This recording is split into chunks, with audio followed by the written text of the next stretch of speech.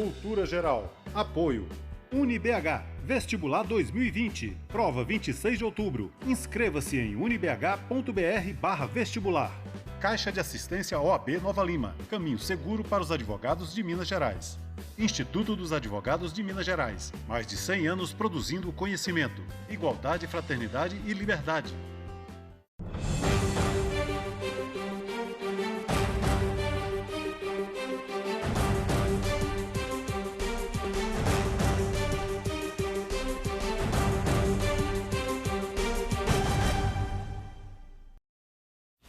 Olá, sejam todos bem-vindos ao Cultura Geral. Hoje, estamos ao vivo aí, né? Entramos ao vivo, porque eu gravei um pouquinho mais cedo. Então, mas hoje é interessante que nós estamos de volta aqui com uma amiga minha que está voltando do Canadá, né? Que estava aí sumida do programa. A doutora Simone também estava sumida do programa. E hoje estão aqui de volta para a gente poder falar dessa condição do sono, né? Principalmente à medida que a gente vai ficando mais velho, né? A idade vai chegando. A apneia, vamos falar também de algumas outras coisas que são inovações que estão acontecendo no mercado com relação ao cuidado do idoso. Mas isso a gente vai só dar uma dica, assim, que já tem empresas trabalhando com gerenciamento de pessoas que cuidam dos idosos e tal. Mas o importante dessa pauta é falar sobre o sono já na terceira idade. Então eu acho que nada melhor do que a gente trazer aqui pessoas que têm esse gabarito, que conseguem falar para esse público, né? E falar para os filhos também, para a família, para as pessoas entenderem a importância não só do sono, mas do sono na vida do idoso.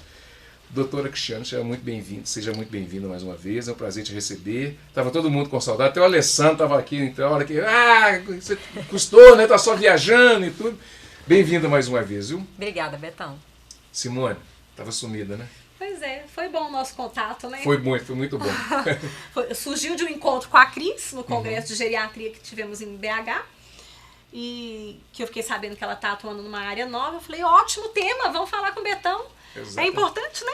É bom que aqui os convidados é que fazem a pauta. Não é? Não sou eu que faço a pauta, né? Tá sempre todo mundo perguntando no consultório, a gente vê que é uma demanda, né, importante, e a importância do sono, até para a formação de memória, tem sido cada vez mais valorizado. Então eu achei que foi significativo o nosso reencontro, né, com esse tema novo. Cristiane, o que nós temos que saber a respeito do sono, da apneia? O que nós precisamos saber? A apneia é uma coisa complicada, né?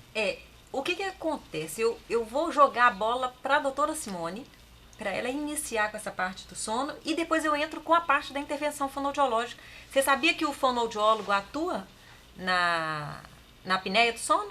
Não sabia. Não sabia. Então vamos fazer uma inversão. Doutora Simone começa a falar a parte, né, clínica do sono, da importância do sono, e depois eu entro com essa questão da fonoaudiologia, que é uma área nova. Maravilha. A bola está com você. Então vamos lá, né? Da importância do sono. Desde que nascemos, dormimos. Inclusive, quando a gente nasce, o bebê nasce, ele tem a quantidade de hora que você fala mal, acorda para mamar e dorme, não é? À medida que a gente envelhece, essa quantidade de sono ela vai sendo reduzida, compactando, né? E chegamos numa fase adulta, onde nós temos aí dormir à noite. Algumas pessoas dormem ainda após o almoço, mas a maior parte acaba trabalhando o dia inteiro e dormindo à noite. O sono, algum tempo atrás as pessoas achavam que o sono era para descansar. Não é o que a gente mais pensa? Para relaxar, para descansar. Só que a gente tem que entender que o sono é um momento de relaxamento externo. Mas internamente o corpo está em funcionamento pleno. Ele está liberando hormônios, ele está liberando substâncias no corpo para que o organismo se ajuste para um novo dia, onde você vai ter contato com o meio externo. Então, é um trabalho interno que o sono faz. E ele é extremamente importante para, igual eu falei, para a liberação de hormônios de crescimento na época, né, da criança, adolescente, para a estabilização, da consolidação da memória. A memória, a gente já conversou aqui antes, que tem etapas, né, para serem passadas para você ter uma memória antiga. Então, o sono faz parte, precisa do sono para ter um processo de consolidação da memória. Então, olha só que interessante. Então, o sono é importante, a gente sabe que à medida que se envelhece, a quantidade de sono noturna, ela vai reduzindo, né? Nós temos uma média aí de 8 horas de sono, 6 horas de sono, sendo suficientes para descansar. Então, o organismo ele está internamente trabalhando, mas você acorda no dia seguinte descansado, tá? Quando você acorda no dia seguinte e não está descansado, isso é um problema. Ou você não dormiu a quantidade de sono necessária, ou o seu organismo não conseguiu, nesse momento de relaxamento, né, externo e trabalho interno, recuperar tudo que era necessário. E as interferências que nós temos no sono, às vezes, são dificuldade de iniciar o sono, que a gente fala que é insônia inicial, insônia terminal, ou de sustentar o sono. Onde o sono, às vezes, você ou vai para a cama e não consegue dormir e fica rolando. Ou você dorme, mas acorda muito rápido, não tem uma quantidade de tempo suficiente. Ou você dorme, acorda para o banheiro, deita. Aí começou a dormir de novo, acorda para o banheiro. Ou até não precisa de ir ao banheiro, mas né, acaba tendo outras demandas que você vai picando o seu sono. Então ele não é um sono reparador. Então, um dos motivos de sono não reparador é a apneia. Entendeu? Então, para chegar na apneia é bom a gente entender todo esse processo. Sim. Existem vários problemas que podem acarretar, comprometer o sono. Um deles é a apneia. Quando a gente fala de apneia, apneia refere para a gente a respiração. Então, a apneia é a falta da respiração. Essa falta da respiração, ela pode ter duas origens. Uma origem central, que é do nosso drive respiratório, que manda você respirar. A gente não tem que parar para pensar e respirar. Já pensou, se você está comendo, tem que parar para pensar que você tem que respirar? É uma coisa automática que a gente faz. Então, nós temos então o drive respiratório. Quando ele falha, pode gerar apneia. Mas hoje, mais especificamente, a gente combinou da gente estar conversando da apneia obstrutiva, que é uma outra causa de apneia do sono. Essa causa está muito associada à passagem de ar, né, das nossas vias aéreas. Nós respiramos, entramos pelo nariz, passa pelo pescoço. Acho que a imagem seria interessante colocar agora. Tem jeito de pôr imagem aí, Alessandra? Pode falar. Vai colocar. Então o ar, ele entra pelas nossas narinas, e especificamente o nariz é para isso, não é só para segurar o óculos, né? Sim. Ele passa pelas nossas narinas para atingir o nosso pulmão. Então ali, aonde nós temos ali uma respiração normal, olha o ar entrando pela narina, ele tem toda uma via de passagem para chegar lá na nossa traqueia, que é o tubo que leva o ar para o pulmão. E no pulmão a gente faz trocas gasosas, tá?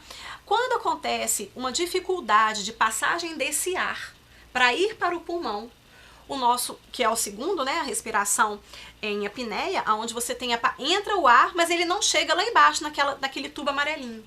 Então você tem a apneia, não entrou o ar, não entrou oxigênio, parou de respirar.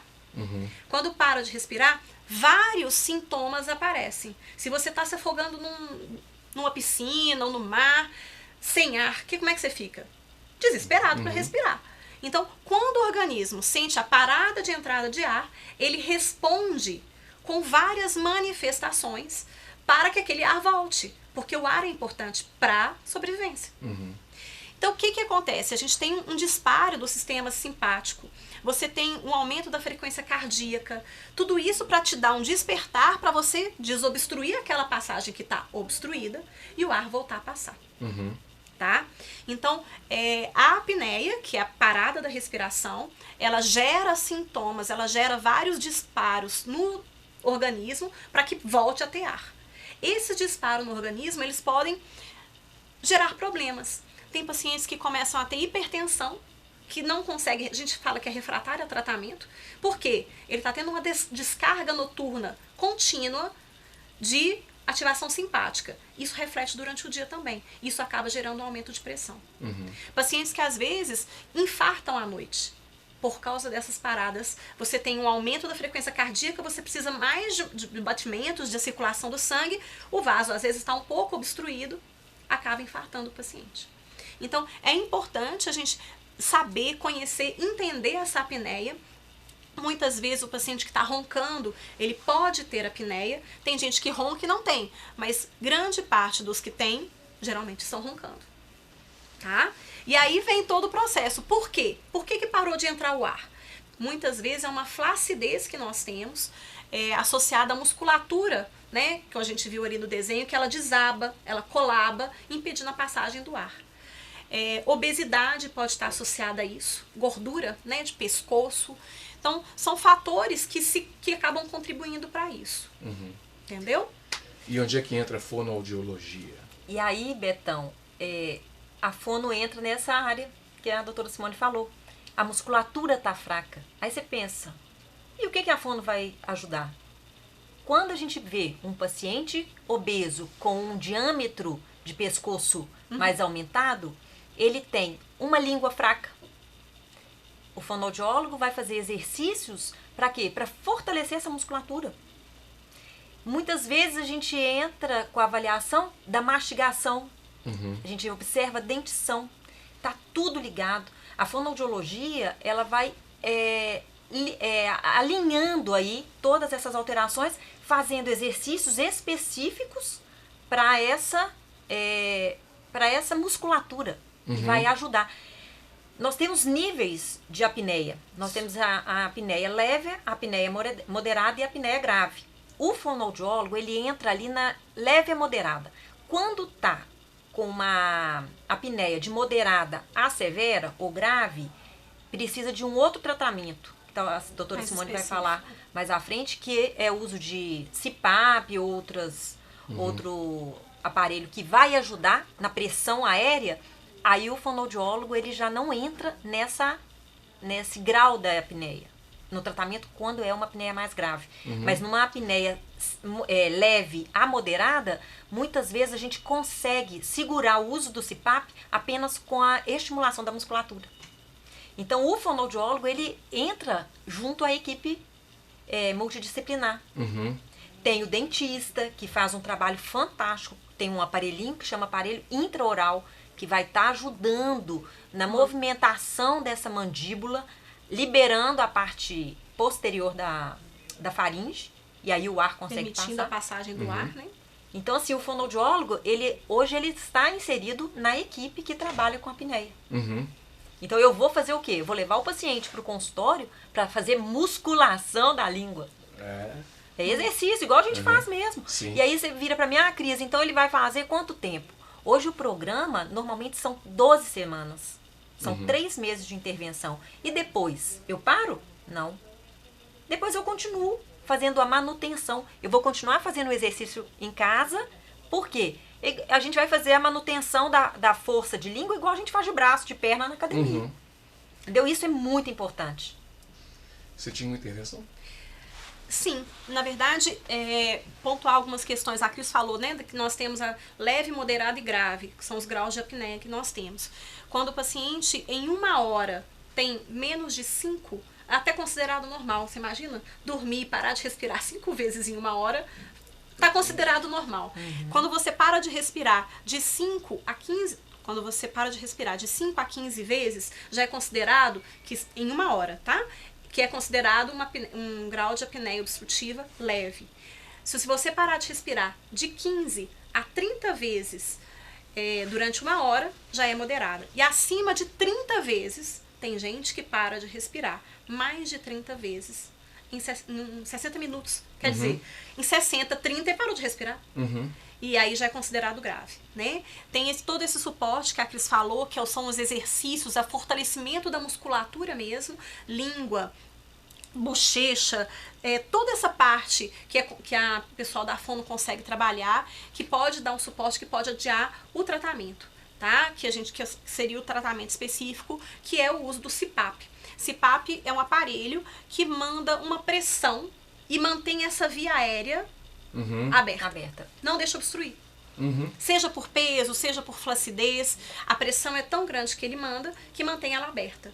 E é um aparelhinho, a gente estava comentando, é o primeiro paciente que eu vi alguns anos atrás, em domicílio, eram aparelhos grandes, ficava assim, né? Do tamanho de um criado mudo, barulhento, incomodava a esposa. Hoje nós temos aparelhos pequenos, né, que fazem esse trabalho de pressão positiva de uma forma muito silenciosa. O paciente não percebe, não incomoda isso na hora do sono.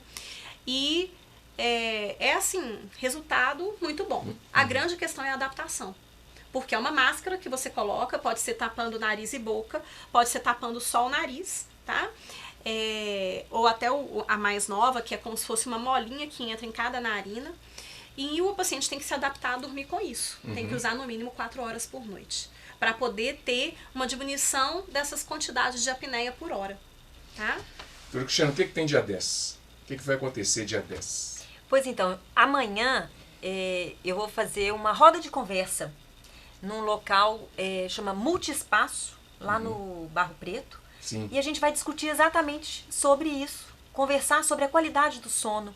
Então, se alguém tiver interessado, tem ali o link, tem um e-mail que é renata@multiespaço436.com.br. Tem telefone?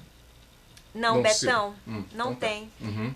E aí a pessoa pode mandar esse e-mail, ir lá, é gratuito, é pra gente conversar, esclarecer, porque hoje a gente vê o índice de problemas com sono, né, Simone? Muito alto. As pessoas, elas acham que dorme bem, no outro dia tá o quê? Tá sonolenta, tá cansada, não se sente revigorado, não trabalha bem. Então, nessa roda de conversa, a gente vai conversar um pouquinho, discutir sobre isso, para esclarecer, muitas pessoas nem sabem quem procurar. Quem que eu vou procurar? Aí tem o profissional, tem o geriatra, tem o médico especialista no sono. Sim. O que, É que uma eu posso especialidade fazer? médica já. Hoje já tem. Já tem a fonoaudiologia dentro da medicina do sono também. É muito interessante. Então amanhã a gente vai discutir isso. Bacana. Bom, gente, chegamos ao final do Cultura Geral. Doutora Cristiana, você volta, né? Volto. Não tem que voltar para falar sobre o câncer de mama. Semana que vem, né? Isso. Dia isso 17. Outubro Você rosa. também vai voltar. Vamos marcar um tema aí. Vamos marcar. Gente, chegamos ao final do Cultura Geral. Um grande abraço, um beijo. Amanhã tem mais, se Deus quiser.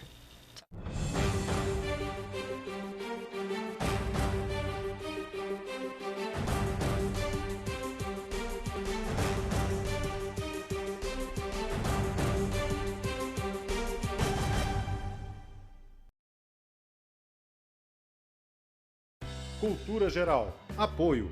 UniBH. Vestibular 2020. Prova 26 de outubro. Inscreva-se em unibh.br/vestibular. Caixa de Assistência OAB Nova Lima. Caminho seguro para os advogados de Minas Gerais. Instituto dos Advogados de Minas Gerais. Mais de 100 anos produzindo conhecimento, igualdade, fraternidade e liberdade.